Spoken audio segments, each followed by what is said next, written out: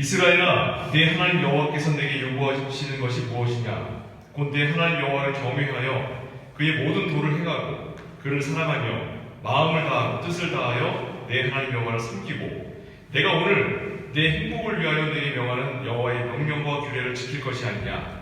하늘과 모든 하늘과 땅과 그 위의 만물은 원래 네 하나님 여호와께 속한 것이로되 여호와께서는 오직 내 조상들을 기뻐하시고 그들을 사랑하사 그들의 후손인 너희를 만민 중에서 택하셨음이 오늘과 같으니라. 그러므로 너희는 마음의 할례를 행하고 다시는 목을 굳게 하지 말라. 너희 하나님 여호와는 신 가운데 신이시며 주 가운데 주시요 크고 능하시며 두려우신 하나님이시라. 사람을 외모로 보지 아니하시며 뇌물을 받지 아니하시고 고아와 과부를 위하여 정의를 행하시며 나그네를 사랑하여 그에게 떡과 옷을 주시나니 너희는 나그네를 사랑하라. 전에 너희도 애굽 땅에서 나그네 되었습니다. 내 하나님 여호와를 경외하여 그를 섬기며 그에게 의지하고 그의 이름으로 맹세하라. 그는 내 찬송이시요 내 하나님이시라. 네 눈으로 본 이와 이같이 크고 두려운 일을 너를 위하여 행하셨느니라. 애굽에 내려간 내 제손들이 겨우 70인이었으나 이제는 내 하나님 여호와께서 너를 하늘의 별같이 많게 하셨느니라. 아멘. 신명기 10장 하반절입니다. 오늘 말씀 우리에게 익숙한 말씀입니다. 익숙한 말씀인데 사실은 이런 말씀을 읽을 때에 우리가 갖게 되는 마음은 뭐냐면 어떻게 해야 하나님이 우리를 만사형통하게 하실까 그런 생각한단 말입니다. 오늘 제목도 하나님께서 요구하시는 것, 하나님께서 우리에게 도대체 뭘 요구하실까 하면 여기 보시면 12절에 이스라엘아 내 하나님 여호와께서 내게 요구하시는 것이 무엇이냐 이렇게 시작되어 있죠. 요구하시는 것이 무엇이냐, 이걸 갖다가 아마도 소그룹 같은 데서 하나님이 우리 조옥 형제한테 청년으로 따지면 소정자매한테 이렇게 뭘 하나님께서 요구하십니까 하면 우리는 대뜸 뭐부터 떠올까요? 마음속에 제가요 하나님이 주신 달란트가 어떤 거예요? 나한테 어떤 것을 어떤 재능을 주셨으니까 제가 그걸로 하나님께 영광을 돌립니다. 이런 얘기를 할 겁니다. 그런데 여기 성경 본문에는 뭐라고 나와 있냐면 내 하나님 여호와를 경외하여 그의 모든 도를 행하고 그를 사랑하며 마음을 다하고 뜻을 다하여 내 하나님 여호와를 섬기고 내가 오늘 내 행복을 위하여 내게 명하는 여호와의 명령과 규례를 지킬 것이 아니냐 이렇게 되어 있습니다. 너무 당연한데 우리에게는 뜬구름이죠. 분명하게 뭐라고 얘기해 주면 좋겠는데 그게 아니라 너무 이게 뜬구름이라는 겁니다. 그럼 과연 우리는 이런 뜬구름 같은 이야기를 붙들고 무슨 생각을 하느냐? 그럴 때 제일 먼저 들은 것은 뭐냐면 내 삶 가운데서 뭔가 답을 찾으려고 한다는 거예요. 그것이 사실은 우리가 신앙에 있어서는 첫 번째 우리의 반응인데 그 첫 번째 반응을 하나님은 거절하십니다. 받지 않으셔요. 우리는 그것으로 하나님께 나아갈 수 있다고 생각하는데 하나님은 그것을 하나님의 속성에 하나님 되심에 맞지 않는 것이기 때문에 하나님 그걸 받지 않으신다. 우리는 우리가 가진 최소의 것을 하나님께 드린다고 생각을 하지만 우리가 가진 최상의 것을 드렸을 때 하나님 그것을 뭐라고 부르신다고요? 금송아지라고 부릅니다. 이스라엘 백성들이 자기들이 새 땅에 가서 새하늘과 새 땅에 가서 자기들이 그곳에 가서 살 대안으로 마련한 가장 귀한 금덩어리들을 모아다가 하나님께 바쳤잖아요. 자신들의 미래를 하나님께 바친 거예요. 근데 하나님은 그걸 일순간에 우상숭배라고 들어버리십니다. 그러니까 이 관계가 우리에게 분명히 합니다. 하나님께서 요구하시는 것을 우리가 들어야지. 내가 하나님께 드리고 싶은 것을 드리는 것은 이거 기본적으로 하나님과 우리의 관계에서 어긋난 거라는 겁니다. 그게 지금 우리가 신명기를 통해서 지금 계속 살피고 있는 거예요. 계속. 그러니까 우상숭배는 밖에 있는 다른 신을 섬기는 게 아니라 하나님이 우리에게 요구하시는 것이 아니라 내가 하나님께 드리려고 하는 것을 드리고 싶어하는 것을 드리는 것이 우상숭배라고 지금 성경이 계속 얘기하고 있는 거예요. 이 문제가 우리에게 풀리지 않는다는 말입니다. 왜냐하면 우리는 하나님의 뜻에 합한 자들이 아니기 때문에 하나님의 공의로우심에 합당한 자들이 아니기 때문에 그렇습니다. 쉽게 얘기해서 우리는 죄인이기 때문이에요. 이 죄를 해결하기 위해서 예수께서 이 땅에서 십자가 지셨다는 말이 무슨 말인지 못 알아듣는 거예요. 우리가 내가 열심을 다해서 하나님께 드리면 하나님 받으시고 기뻐하신다고 착각을 하는 거예요. 계속 예수님의 보혈의 능력이 무엇을 변화시켰고 무엇을 우리에게 허락하셨는지를 내가 들으려 하지 않는 것이에요. 이 문제가 우리 신앙에 있어서 가장 근본적인 문제입니다. 그렇다면 가장 첫 번째로 돌아가 보십시다. 우리가 하나님 앞에 서야 할 첫 번째 되는 덕목이 뭐냐? 우리 신앙 고백의 첫 번째가 된 것이 무엇이냐? 라고 할 때에 웨스트민스터 신앙 고백서 1문에 이렇게 되어 있습니다. 소요리 문답이에요. 게으리 문답, 신앙 고백서 1문이 아니라 소요리 문답이 이렇게 나와 있습니다. 하나님을 영광롭게 하고 그를 영원토록 즐거워하는 것이다. 이렇게 되어 있어요. 하나님을 영화롭게 하고 그를 영원토록 즐거워하는 것이다. 이게 도대체 무슨 뜻이냐? 왜 이것이 우리 신앙 고백의 첫 번째가 되어 있죠? 왜? 하나님이 세상을 창조하신 이유이기 때문에 그래요. 이게 하나님이 세상을 창조하신 이유가 뭡니까? 쉽게 얘기해 볼게요. 쉽게. 여러분 핸드폰을 새 걸로 바꾸는 이유가 뭐예요? 핸드폰을 새 걸로 바꾸는 이유가 뭐예요? 예? 누구 좋으라고 새로운 걸 사죠? 누구 좋으라고? 우리 아내가 나랑 통화하는 게 너무 힘들대. 그래서 내가 어쩔 수 없이 난 옛날에 좋은데 나 아내 때문에 핸드폰 바꾸는 거예요. 라고들 이야기하죠. 그죠? 다들 그렇게 얘기하죠? 안 그런가? 나만 그런가? 왜 핸드폰 바꿔요? 지쫓아고 바꾸는 거지. 그렇죠? 하나님이 세상을 왜 창조하셨을까요? 백성들에게 그 얘기들에게 행복을 주었고 그들이 잘 먹고 잘 살게 하기 위해서 하나님이 왜 세상을 만드셨어요? 지쫓아고 만든 거예요. 독하네. 하나님 자기가 좋자고 만든 거잖아요.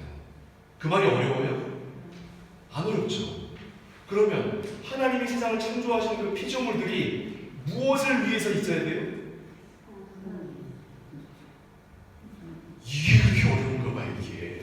이게 그걸 우리식으로 멋있게 표현한 게 뭐예요? 하나님을 영화롭게 하고 그를 영원토록 즐거워하는 거예요. 이게 우리의 존재 목적입니다. 이게 그러니까 우리 하나님이 그런 이기적인 신은 나는 섬길 수 없어. 섬기지 마세요. 그런 것들은. 그런 것도 필요하지 않습니다. 우리 신은 너무너무 이기적인 분이에요. 자기밖에 모르는 분입니다. 우리 신이 이기적이라고 생각하는 분들은 하나님을 섬길 자격이 없는 사람들이에요. 왜냐하면 하나님은 자기를 위해 세상을 만드셨기 때문에 이 세상에 있는 모든 존재들은 그를 위해 존재하는 거예요. 그를 위하여. 근데 그 하나님이 왜 사랑의 하나님이냐면 그 자기를 위한 그 영광을 누구와 함께 나누겠다고요? 우리와 함께 나누겠대요. 그런 하나님이 어디 있습니까? 우리도 가끔 그럴 때가 있어요. 핸드폰을 처음 사면요, 액정 필름 붙이고 공기 들어갈 때만 빼고 여기 뒤에다가 이것도 좋은 거 이렇게 덮어요. 기스라도 날까봐. 그리고 맨날 하루 종일 이러고 있죠. 지금 핸드폰 꺼내서 다른 사람 없는 거 보니까 산지 좀 1년 된 사람들이 다, 산지 한 달도 안 된 사람들 다 이러고 있을 거예요. 저기 한 사람인데, 그렇죠? 그 핸드폰이 떨어지려고 그러면 자기가 넘어져서 다치는 한에서도 핸드폰이 안 떨어져서 막잖아요. 그렇죠?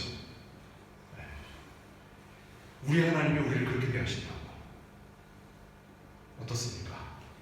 근데 그렇게 대하시기를 한 달만 영원토록. 그래서 우리 하나님을 사랑의 하나님이라고 부르는 거예요. 그러니까 우리가 왜 존재하느냐, 예서부터 우리가 무엇을 위하여 살아야 하며 무엇을 향하여 가야 하며 어떻게 하나님께 신앙을 드려야 하는가에 대한 기본적인 원리는 지금 말씀드린 여기에 다 담겨 있어요.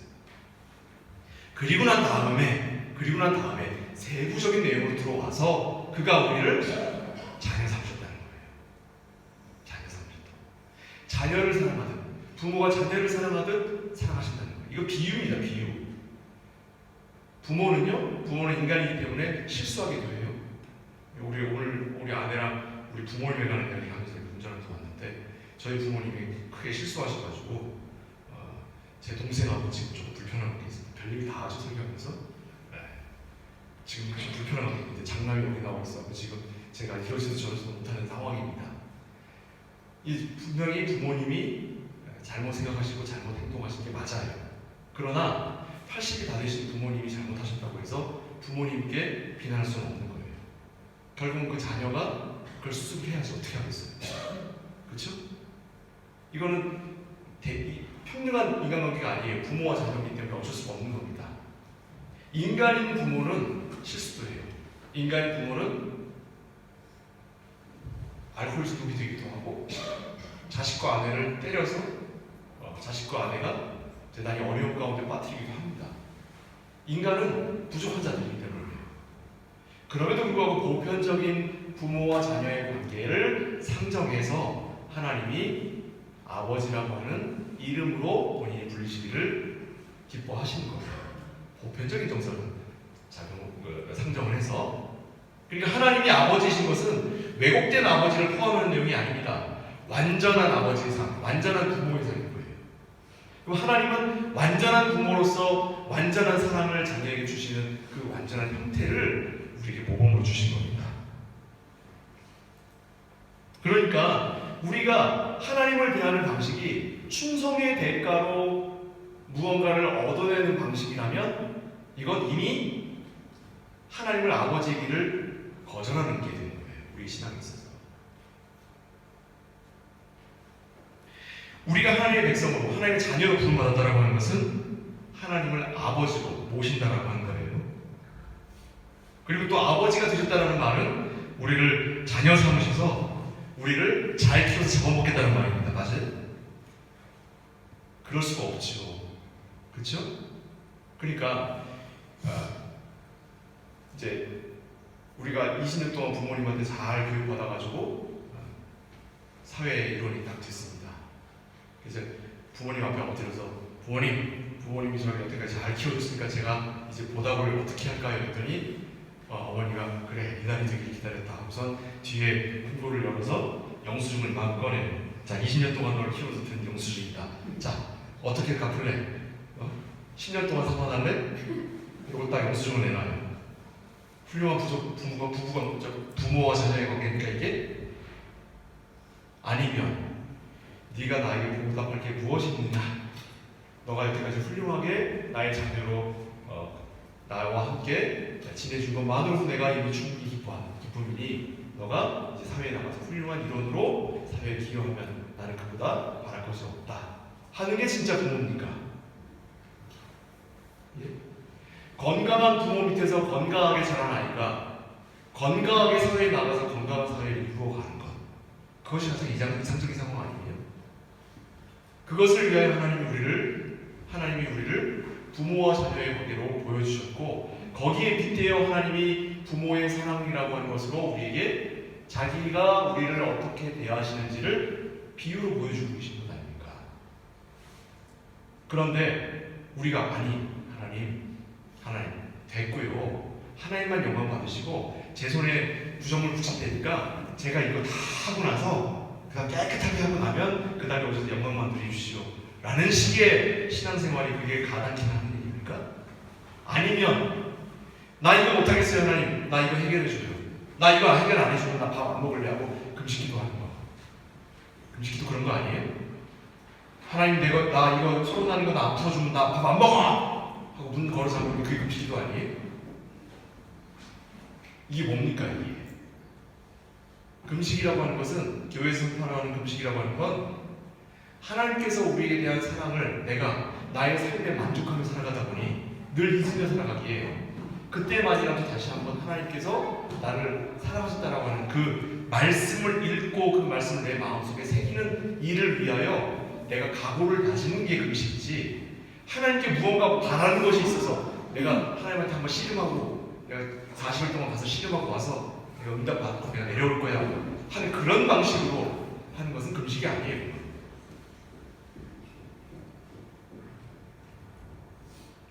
오늘 본문으로 한번 돌아가 보겠습니다.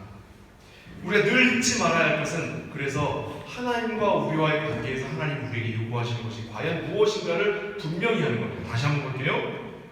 마음속으로 따라옵니다. 12절 13절이에요. 이스라엘한테 하나님 여호와께서 내게 요구하는 것이 무엇이냐?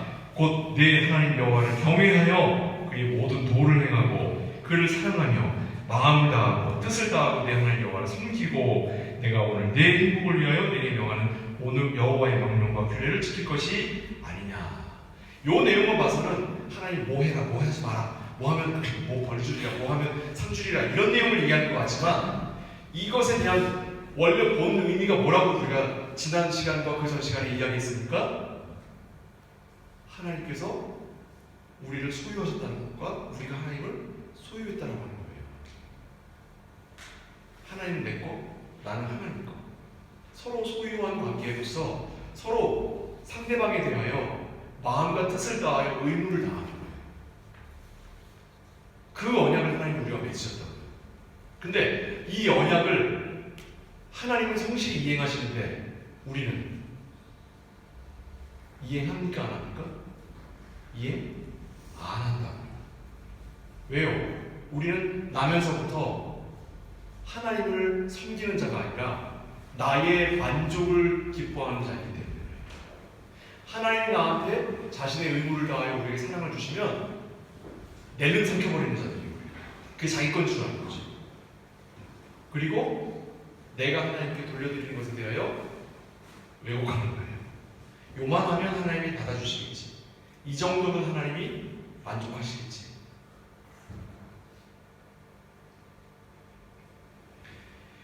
이 문제가 곧 하나님이 우리의 하나님이 되시고 우리가 하나님의 백성이 된다라고 하는 그 언약의 내용에 담겨 있는 진실인 겁니다.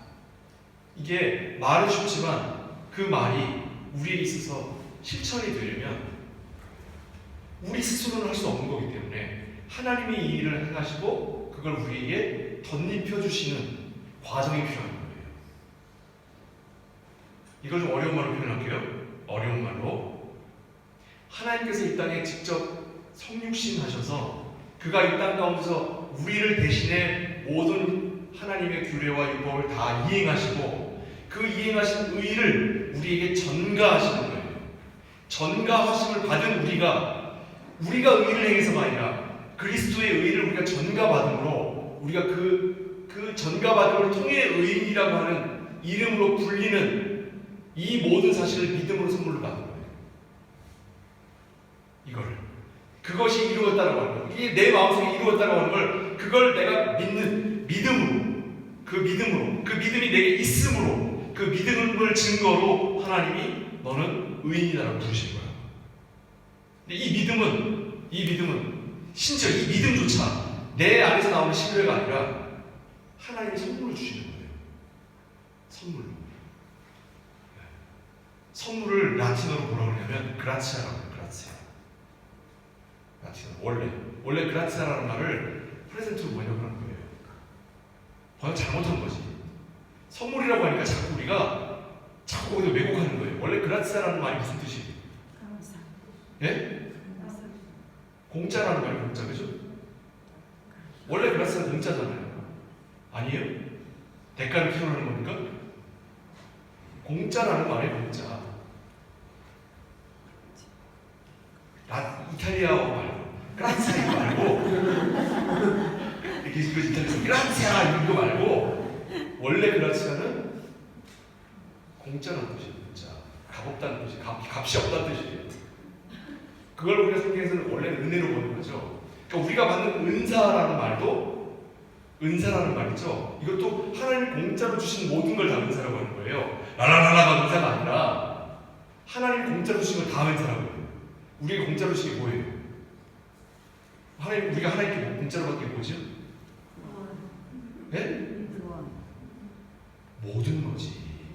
왜 제한하려고 해요? 모든 거지. 권사님 뭐 하나라도 뭐 만들어낸 거 있어요? 모든 거예요. 모든 거. 내가 누리고 있는, 내가 가지고 있는, 내가 소유하고 있는, 내가 먹고 마시며 숨쉬는 모든 것이 다 뭐라고요? 은사라고. 그게 은사라고요. 근데 그 모든 은사가 어디를 향해야 된다고? 다시 하나님께로 왔으니까 다시 하나님께로 돌려드려야 하는 거예요. 그런 것들 중에 대표적인 것들을 무슨 뭐 기도의 은사라든가 말씀의 은사라든가 이런 표현을 쓴 거지, 사실은 내가 받은 모든 것이 은사예요.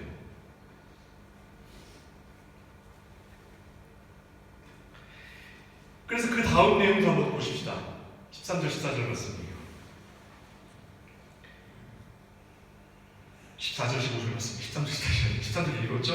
14절 15절.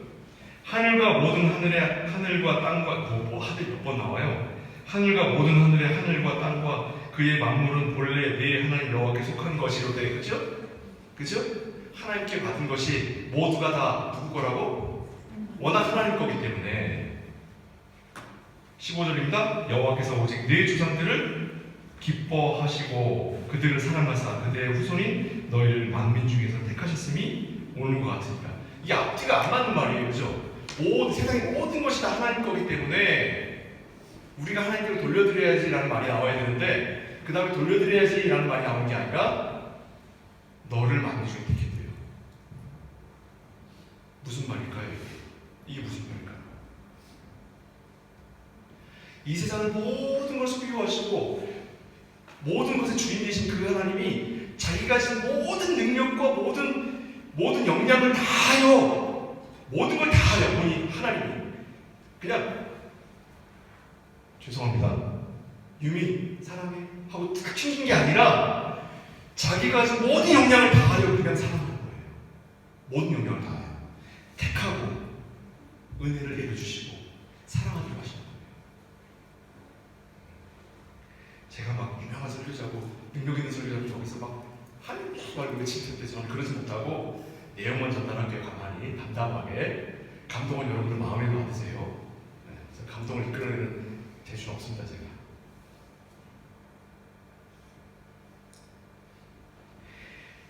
너희를 만민 중에 택하였으니 오늘날까지 이르렀다고요.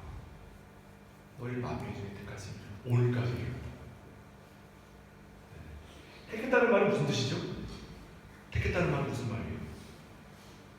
이거 가지고 우리 번역자들끼리 어제 좀 토론을 했었는데, 택한다는 게 무슨 뜻이에요? 여기에 물건들이 쫙 떨어져 있으니까 싹 다 걷어가는 게 택하는 거예요? 아니면 그 중에 하나를 고르는 게 택하는 거예요? 이렇게? 하나 고르는 거겠죠?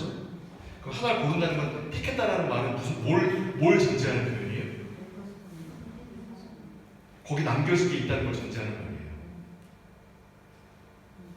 이 말을 되게 어려워해요. 이 말을 진짜 어려워해요. 성경에서 이 단어가 나왔다는 건 하나님이 우리를 골라냈다는 뜻이에요. 골라냈다. 이 말은 골라내지 않은 사람들이 있다는 뜻이에요. 이걸 전제합니다. 물론 우리를 골라낸 이유가 우리를 통하여 저들도 사랑하게 하시기 위해서예요. 그 단계가 있어요. 우리 하나님은 다단계를 좋아하셔요. 피라미드를 좋아하셔요. 그래서 한 사람에게 말씀의 빛을 비추셔서 그 말씀이 여러 사람에게 퍼지고 그 다음 가족들에게 전달되는 이런 방식으로 하나님이 말씀을 이렇게 이어가시는 그런 방식을 택하셔요. 그러니까 선지자들을 세우고 제사장을 세우고 대제사장을 세우고 이렇게 이런 것들을 세우셔요. 근데 인간은 이걸 보고 타락한 사람들은 어떻게 생각하냐면 나보다 위 단계에 있는 사람을 섬겨. 그러니까 하나님은 다단계를 만드실 뿐 그 다단계를 만드신 것은 이 특별한 사람을 위한 것이 아니라 모두를 위한 것이에요. 하나님은 이런 단계를 만드신 이유는 모두가 다 하나님을 사랑하게 하시기 위해서인데, 타락한 인간은 이 모두에 관심 있는 게 아니라 내 윗단계에 있는 사람들한테 관심이 있어요. 그러니까 교회에서 목사님을 섬기는 교회는 타락한 교회예요. 이해하시겠습니까? 예? 목사가 존귀를 한번 받는 교회는 하나님의 교회가 아니에요. 누가 존귀를 한번 받아야 돼? 물론 하나님이시지. 내가 지금 한 얘기 아니겠어요? 누가 존귀를 받아야 돼요? 모든 성도가 다 존귀를 받아야 되는 거예요. 모든 성도가. 목사는 누구 때문에 있는 거예요? 또 하나님이라고 해라 또. 누구 때문에 있는 거예요? 모든 사람들을 위해 있는 거예요. 생각을 바꾸셔야 됩니다. 생각을 바꾸셔야 돼요. 목사와 직분자들을 하나님께서 교회 가운데 세우신 이유는 교회 안에 있는 모든 성도를 위함이고, 교회 안에 성도를 하나님께서 택하셔서 하나님의 백성을 삼으신 것은 이 세상 모든 만민들이 하나님을 주권자로 섬기도록 하는 것을 최종적인 목적으로 삼으시는 게 분명해요. 그러나 성경은 그 전 단계까지만 이야기하고 있어요. 그러니까 무슨 말이냐면, 우리가 하나님으로부터 택하심을 받은 백성이라고 하는 걸 누리되 우리 다음 단계를 우리가 염두에 두어야 한다고요. 그들은 세상이라는 것으로 부름받아 세상으로 버림받은 것처럼 보이지만, 그러나 그들 가운데 나처럼 하나님의 백성으로 부름받은 사람이 있다 없다? 있기 때문에 우리가 함부로 그들을 세상이라고 부르어서는 안 된다고요. 그들 또한 하나님의 백성인 것처럼 누구도 무슬림도, 누구도 불교신자도, 누구도 죄인들도, 누구도 살인자도 하나님의 백성일 수 있다라고 하는 마음으로 전심을 다하여 그들에게 마음을 내야 된다고요. 구약의 표현인 너는 내 거 나는 네 거가 신약에서는 뭐라고 표현되어 있어요? 어렵죠? 마태복음 22장으로 봅니다. 구약적 표현이에요. 너는 내 거 나는 네 거. 이거 너희는 내 백성이 되고 나는 너희 하나님이 되리라. 이 말씀이 신약에서는 어떻게 표현되어 있냐면, 마태복음 22장 조금 번역되어 있어요. 어떻게 번역된가 한번 보십시다. 22장 35절에서 40절이에요. Matthew Evangelium Kapitel 22 Verse 35 bis 40. 35절. 예. 자, 그 중에 한 율법사가 예수를 시험하여 묻되, 선생님, 율법 중에서 어느 계명이 크니까? 예수께서 이르시되 내 마음을 다하고 목숨을 다하고 뜻을 다하여 주 너의 하나님을 사랑하라 하셨으니 이것이 크고 첫째 되는 계명이요 둘째도 이와 같으니 내 이웃을 내 자신같이 사랑하라 하셨으니 이 두 계명이 온 율법과 선지자의 강령입니다. 이해하셨어요? 그러니까 구약에서는 너는 내 백성이 되고 나는 너의 하나님이 되리라는 그 언약의 말씀이 신약에 번역이 돼요. 번역이 된 게 뭐라고요? 하나님 사랑하고 이웃을 사랑한다고. 그게 같은 뜻이겠죠. 그러니까 같은 뜻이에요. 자, 그런데 마태복음에서는 예수님이 말씀하셨죠 지금. 희한하게 누가복음에 가면 예수님이 율법사한테 물어보셔요. 성경에 뭐라고 되어 있느냐. 그 율법사가 대답을 해요. 성경에 하나님을 사랑하고 이웃을 사랑하고 되어 있습니다. 이렇게 율법사가 얘기해요. 율법사가 누굽니까? 우리가 소위 말하는 바리새인이에요. 바리새인을 율법사라고 해요. 그러니까 바리새인이 이걸 알았다는 얘기예요, 몰랐다는 얘기예요? 하나님을 사랑하고 이웃을 사랑하는 게 언약의 핵심이라고 하는 걸 알았다는 말입니까? 몰랐다는 말입니까? 알았어요. 근데 예수님이 그를 사랑하며 말씀하시기를, 그래, 그걸 얘기하는 게 하나님 얼마나 기쁘셨겠어요. 언약 자체를 얘기하니까 민혜 한두 주신 거지 그 사람이. 그쵸?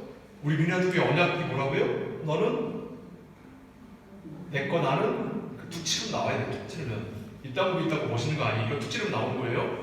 뭐라고? 다시 너는 내 거 나는 네 거. 이거 내가 하는 말이 아니야. 하나님이 하신 말이에요. 하나님 나한테 너는 내 거 나는 네 거.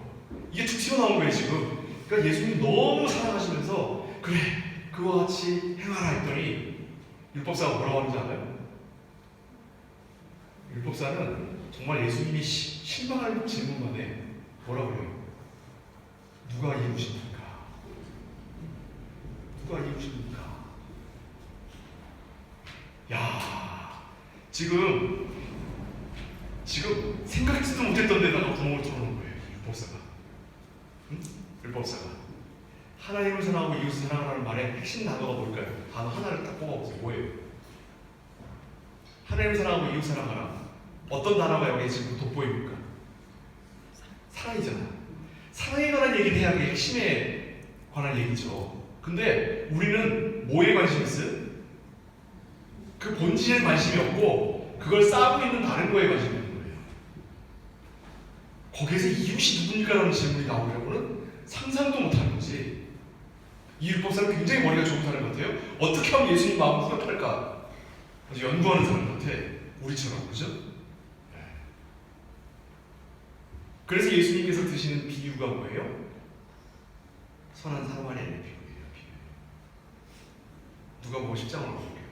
읽을 건 아닙니다. 그냥 펼쳐놓고 그게 어디 나오는지 보자는 얘기예요. 그냥 누가복음 10장으로 가볼게요. 같은 얘기가 나오는 겁니다. 똑같이 율법사, 이 율법사의 이름이 아마 니고데모일 거예요. 아마. 그렇죠?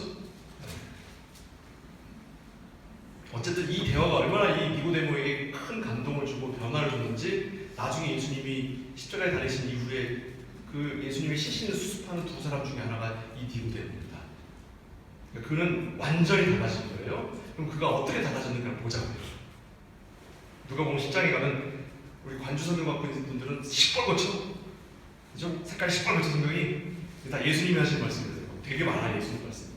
이거 다 요약하는 거 너무 많으니까 제가 쭉쭉쭉 끊어서 얘기를 할게요.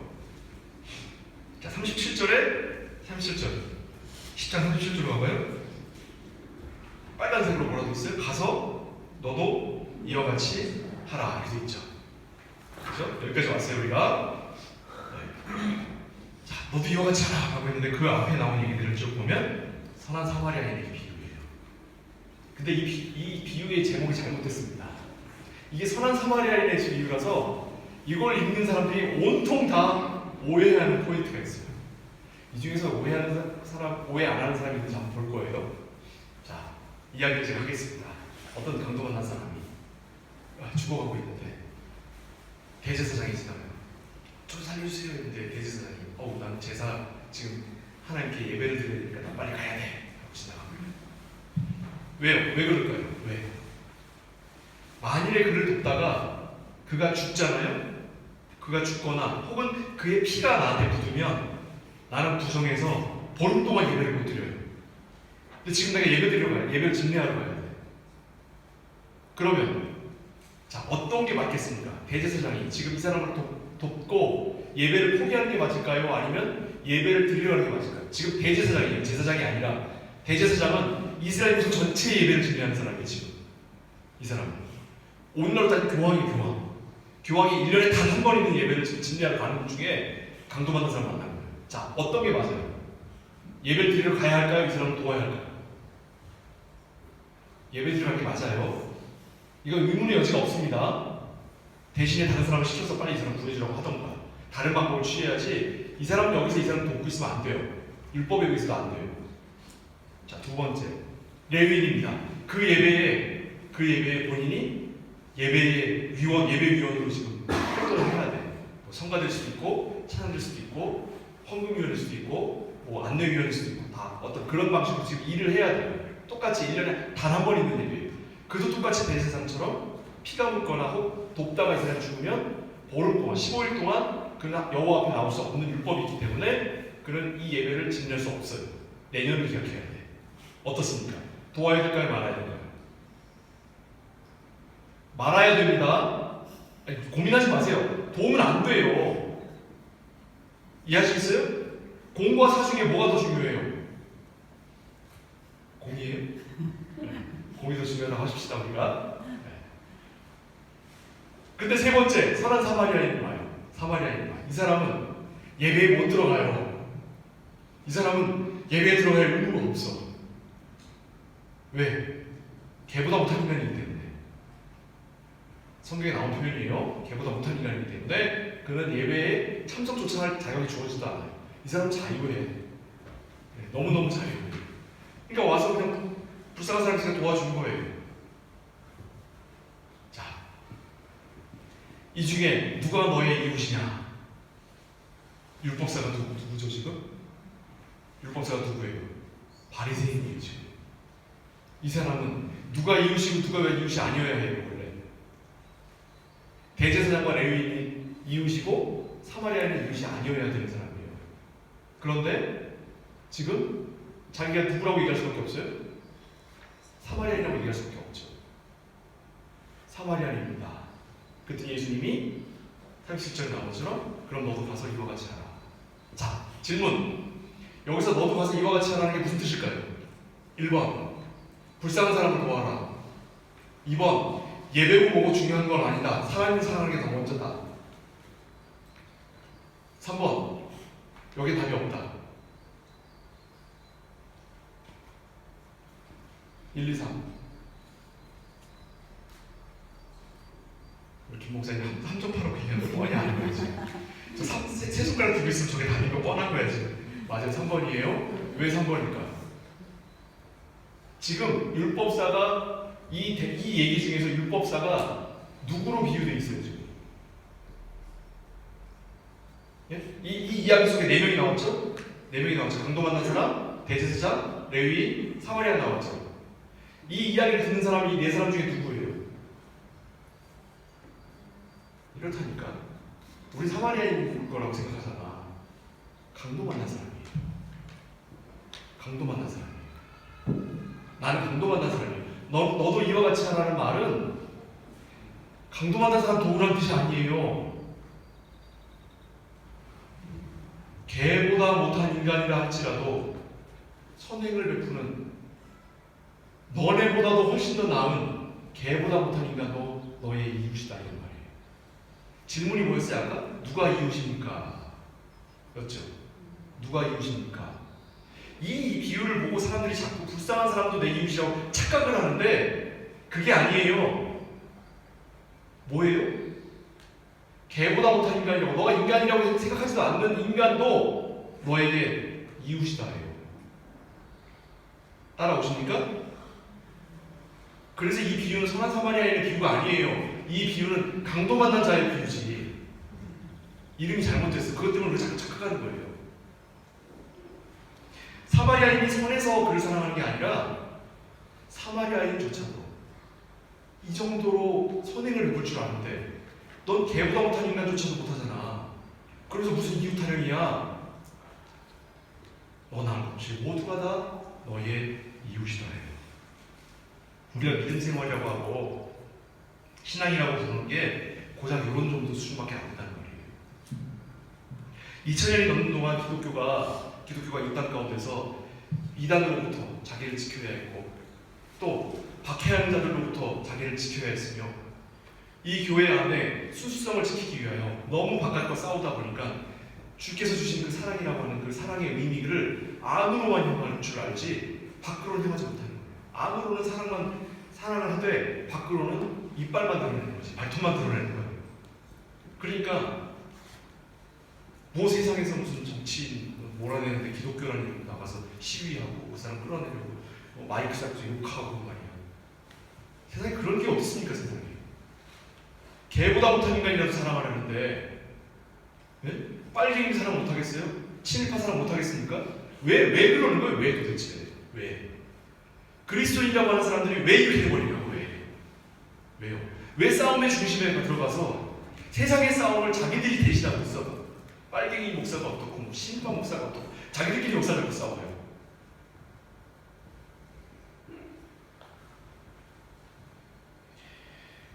우리가 하나님의 율법을 실천할 수 없다는 말은 실천할 필요가 없다는 말이 아닙니다. 그건 뭘 의미하는 거냐면 우리의 열심을 가지고는 아무런 열매도 맺을 수 없으니 열심을 내지 말라는 의미가 아니라 진리의 말씀을 사랑하고 그리고 그 말씀에 가르치는 진실한 길로 행하도록 애를 쓰고 노력을 해요. 그리고 마음을 쓰라고 해요. 마음을 쓰고 너희의 행동의 결과를 내가 하는 것이 아니라 너희의 마음을 내가 구한다는 거예요. 하나님이. 그러니까 이걸 한마디로 줄이면 함부로 행하지 말고 두려움과 떨림으로 사랑하라 해요. 함부로 행하지 말고 두려움과 떨림으로 사랑하라. 세상의 사랑은 기브앤테이크예요. 내가 사랑하면 저 사람도 날 사랑해야 돼. 저 사람이 날 사랑하면 내가 거기에 대한 보답으로 사랑을 하는 거예요. 이게 기브 앤 테이크예요. 이거는 마치 계약 관계랑 같아서 부부간의 관계도 사실 이게요. 아침 식사를 했는데 아침 식사를 아내가 이렇게 매일 해주는데 아침 식사를 위해서 아내가 새벽같이 일어나고 밥을 한 건 생각도 안 하고 오늘 밥에 모래가 하나 탁 씹혔어. 하루 종일 사람이 식은 거지. 그게 인간이 그게. 나를 위하여 마음 쓰는 그걸 보는 게 아니라 그 한 번의 실수가 그런 작은 실수를 보면 우리 다 알아. 알긴 뭘 알아요. 표정만 봐도 알아. 눈빛만 봐도 알아. 알긴 뭘 합니까? 자기 관점에서 보는 거지. 그러니까 사람은 뭘 해도 다 기브 앤 테이크예요. 그런 건 계약 관계라고 합니다. 계약 관계. 그러나 하나님은 우리에게 계약이라는 단어를 쓰지 아니하시고 언약이라는 단어를 쓰셨어요. 유언이라는 단어를 쓰셨어요.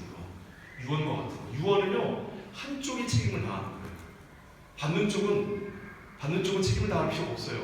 주는 쪽이 책임을 다하는 거예요. 누구에게 내가 얼마를 주고 누구에게 뭘 얼마를 주고 주는 쪽이 책임을 다하는 거예요.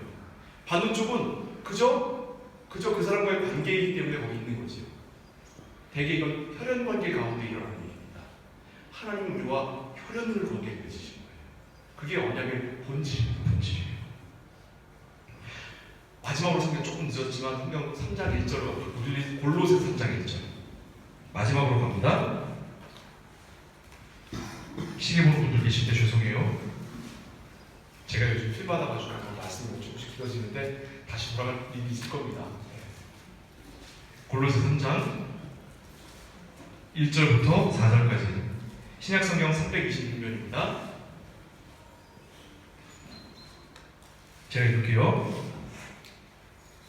골로새 3장 1절부터 4절 그러므로 너희가 그리스도와 함께 다시 살리심을 받았으면 위의 것을 찾아라. 거기는 그리스도께서 하나님 우편에 앉아 계시니까 위의 것을 생각하고 땅의 것을 생각하지 말라. 이는 너희도 죽었고 너희 생명이 그리스도와 함께 하나님 안에 감추어졌습니다. 우리 생명이신 그리스도께서 나타나실 그때에 너희도 그와 함께 영광 중에 나타나리라. 하나님의 영광 중에 우리와 함께 하실 것이다. 우리와 함께 하실 것. 이 우리와 함께 하셨기 때문에 우리가 과연 그 영광을 누리는 점 살아야지. 그래서 그 다음 5절 볼까요? 그 다음 5절 나와 있어요? 네, 5절 나와 있네. 5절 다 같이 작은 소리를 따라 읽겠습니다. 그러므로 시작. 그러므로 땅에 있는 지체를 죽이라. 곧 음란과 부정과 사역과 악한 정욕과 탐심이니 탐심은 곧 우상숭배니라. 우상숭배가 뭐라고요? 탐심이요. 구약적인 우상숭배 뭐였어요? 금송아지. 신약적인 우상숭배 뭐예요? 탐심. 이게 구약과 신약을 비교해가면서 하는 거예요. 어떻습니까? 우리가 하나님께 구하는 게 뭐예요? 하나님의 영광입니까? 내 탐심입니까? 내가 내 탐심을 구한다면 그건 하나님이 아닌 것에다가 하나님이라고 부르는 거예요.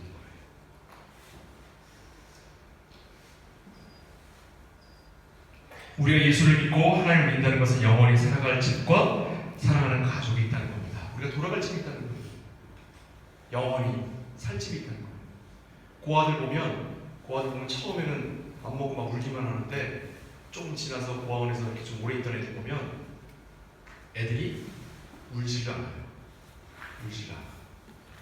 그리고 밥을 주면 밥을 막 어른 밥을 막 먹어요. 왜 그래요? 사랑이 부족해서, 사랑이 결핍돼서. 우리가 왜 투정부립니까? 우리가 신앙생활에 있어서 왜 하나님을 더 원망할 때가 있어요? 왜요? 의지할 바가 있어서 그런 거예요. 그 습관조차도 우리가 하나님의 자녀이기 때문에 그런 거예요. 그런 데서부터 우리가 과연 하나님의 자녀로서 어떻게 서가야 할 것인가를 돌이켜 보시자고요. 아기 때는 괜찮아요. 투정 부려도 되고. 밥투정 부려도 되고 똥 오줌 아무 데나 갈겨도 돼요. 지금 그러면 안 되잖아요. 다 컸는데. 그렇죠? 우리가 하나님께 대하여 장성한 분량으로 서서 하나님의 자녀다운 자리에 사는 저와 여러분 되시길 간절히 소원합니다. 이것이 곧 하나님께서 우리에게 요구하시는 바고 우리가 곧 하나님 앞에 서야 하는 바이며 우리가 마땅히 하나님과 세상 앞에 서서 하나님이 이웃을 사랑하라고 하셨을 때에 우리가 그 이웃으로 세상의 모든 사람을 삼고 모두를 사랑하는 마음으로 우리의 마음을 여는 자들 되시기를 주님의 이름으로 축복을 드립니다. 기도하겠습니다. 사랑하는 아버지 하나님, 욕심으로 구하는 자 되지 않게 하시고 하나님의 뜻을 듣고 하나님의 뜻에 합한 것을 하나님께 구하는 자 되게 하옵소서. 그것이야말로 참으로 하나님이 우리에게 요구하시는 바인 걸 우리가 기억하며 하나님 앞에 나아가도록 복 내려 주옵소서. 예수 그리스도 이름으로 축복하며 기도하옵나이다. 아멘.